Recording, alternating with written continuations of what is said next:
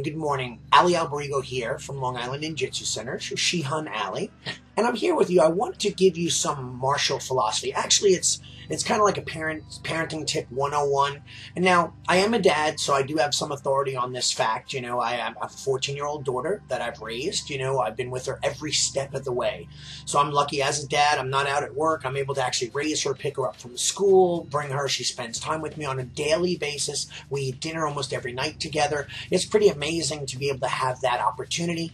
And I feel bad for the parents out there that can't do that. I'm here to talk to you today about what I consider parenting. Now, listen, as you know, please don't get upset with me if I don't want you to think I'm talking to you directly. I just want you to grab a few tips from what I'm speaking about. Some of them may not pertain to you. Some of them may. Maybe you could just kind of shift or add or adapt them to your philosophy, whatever the case may be. But let's talk about martial arts as a tool so I become the expert. Really what I want to talk to you about is commitment. So we talk about parenting. You know, it's real easy to have a child. I mean, that's the fun part.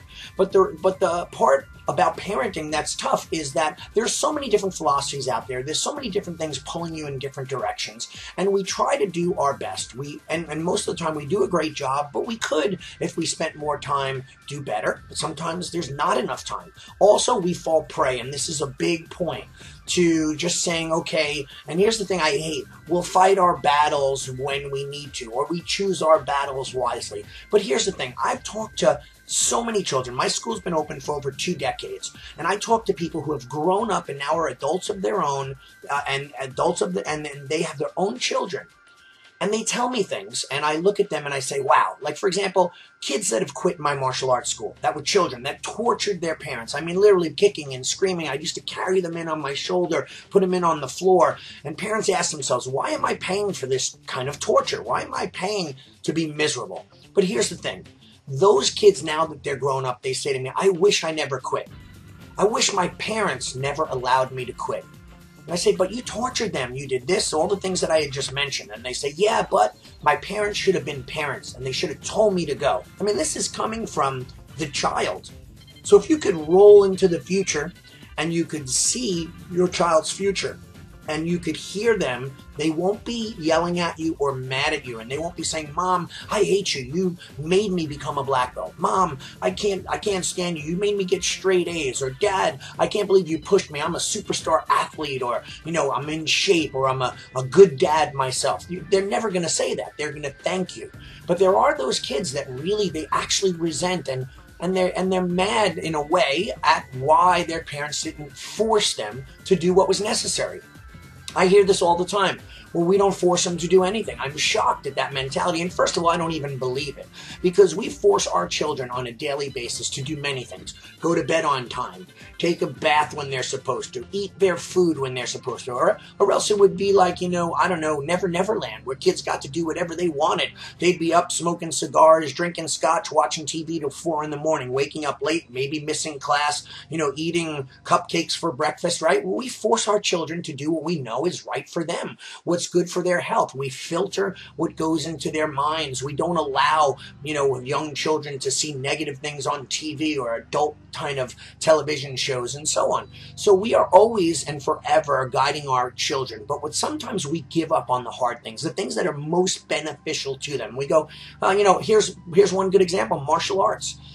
There hasn't been a black belt child that hasn't been thankful, even if they've quit long after that they achieved their black belt. In fact, I get letter and email and Facebook messages from kids that say, wow, I'm going through, and one child just reached out to me recently. He says, I'm going to be a doctor, and I've struggled with my peers and, you know, how they're getting it quicker because they went to an Ivy League school and I didn't. But my martial arts, the virtues that you taught me, what I call the stick-to-itiveness, has changed their lives forever, and they're able to be persistent and congruent and keep on going. And that's what the martial arts does for the child.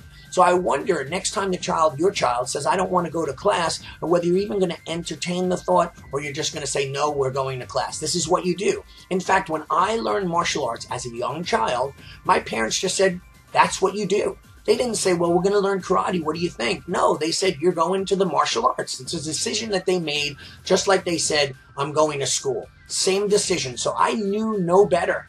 I would go to my school, public school. They'd pick me up, drive me to my martial arts. take me home. That's when my fun began, or my homework began. Or I do my homework on the way and then a little homework afterwards. But martial arts was in my life. I had no choice. My parents didn't say, well, if you get to this belt, you could quit, or he's demotivated.